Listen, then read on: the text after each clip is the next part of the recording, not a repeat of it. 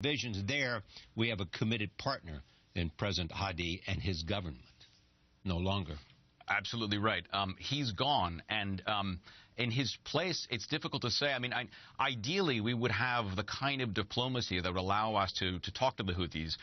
It would be very difficult to do because, as you may know, their trademark slogan is "Death to America, Death to Israel." Still, they are at war with al-Qaeda, and they seem to be much more effective and committed in fighting al-Qaeda than President Hadi or his predecessor, Ali Abdullah Saleh, who tended to think of al-Qaeda almost as a kind of investment and a way to attract American weapons and training, which ultimately sort of tended to fuel greater radicalism. So ideally, we would find some way to take advantage of the fact that the Houthis are actively fighting al-Qaeda. But that's difficult to do because the Houthis are allied with Iran and have a deep resentment of American power in the region.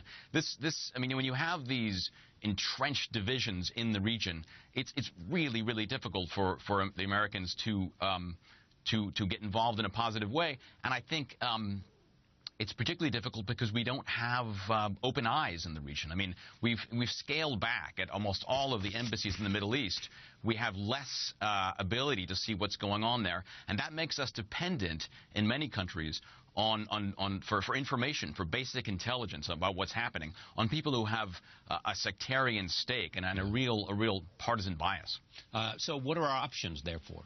I think at this point, one of the things we want to do is to prevent a real collapse of the country. In Yemen, it's not just a question of the Houthis and al-Qaeda. South Yemen, which used to be a separate country under the British and later up until 1990, is now in danger of breaking off. In the past, you've had a long-term secessionist movement in South Yemen. In the past, a lot of the leading figures of that movement would threaten secession. I think they used that really just as kind of leverage.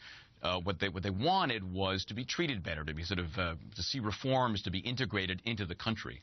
At this point, it looks as if those threats may be much more real threats, and the Saudis are so anxious about Houthi influence in Yemen that they may actually, and again, we don't know this, but they may be willing to support the breakaway of some part of South Yemen.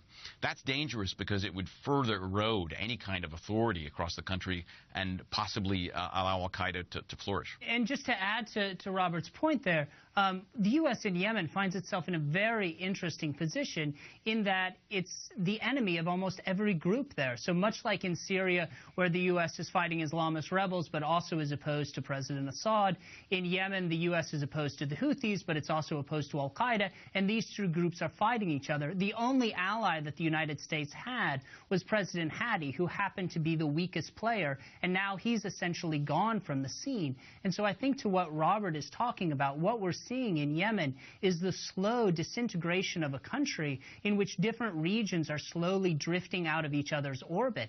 And it's going to be basically a land grab for whatever group has the most guys with guns, and they're going to be able to basically hold as much land as they can, as much land as they can claim. And that's a very dangerous situation when you have a group like al-Qaeda that wants to establish training camps, that wants to do what ISIS is doing in Iraq and Syria and take territory, because when they have territory, they can both govern, but they can also attract fighters, which then, as we've seen in different places, they can send back to Europe or the United States. Beyond the obvious schism between Shia and Sunni, is there reason to believe that these groups, while having different ends, are prepared to come together and cooperate in the short term? I think we're going to see for some time to come, for the foreseeable future, these kinds of schisms tearing apart a number of states in the region. I think there was the hope 4 years ago that we were seeing the beginning of a democratic transition, and a democratic transition that was spreading across the region.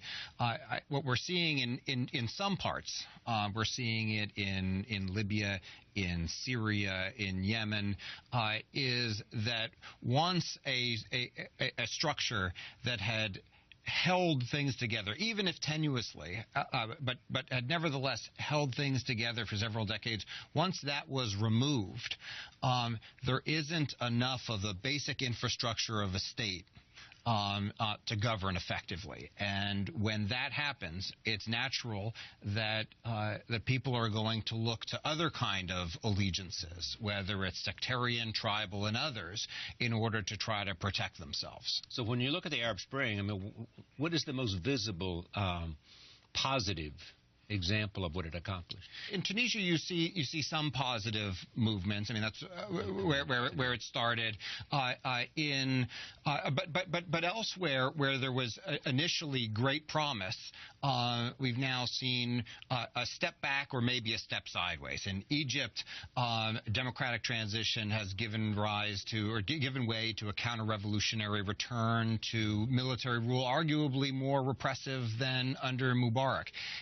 In Tripoli, in Libya, you've replaced a very brutal dictator with civil war. Syria obviously has descended into a terrible civil war that's taken 200,000 or so lives. Very, very difficult to find cause for optimism, I think, as you look around the region. Tunisia is, and again, it's not a large country, but I think the potential of Tunisia is that a lot of eyes will be trained on it, and nothing is guaranteed there either. But at least in Tunisia, I was there a couple of months ago, and what you see is everybody wanting. It's the one country in the region, I think, where now everybody wants to be in the political center, where the secularist party is trying to show off its women in hijab, and the Islamist party is trying to show off its women without hijabs, where everybody is trying to find some common ground. And if that is able to succeed, and there are some indications that it will, then I think despite the small size of Tunisia, that will have an influence. One can only hope.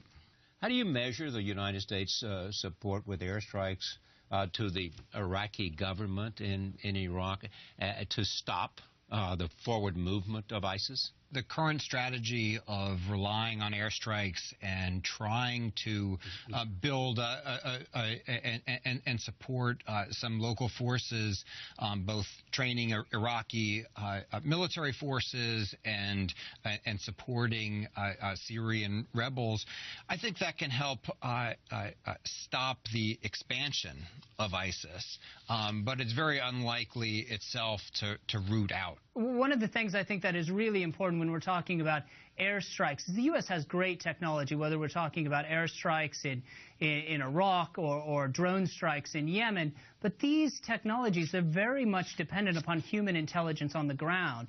And so what we've seen in Iraq and what we've seen in Yemen is that as the U.S. loses allies, or as the U.S. pulls out troops, that the U.S. no longer has dependable people on the ground. And it doesn't matter if a U.S. drone can hit the pickup that's driving down the road. If the wrong people are in the pickup, or if the U.S. doesn't know who's in the pickup, then you end up with mistaken drone strikes that I think, instead of pushing back a group like al-Qaeda in the Arabian Peninsula in Yemen, or rooting out ISIS in Iraq or in Syria, they can actually exacerbate the problem. And that's something that we've seen over the past few years, is that the U.S. human intelligence is really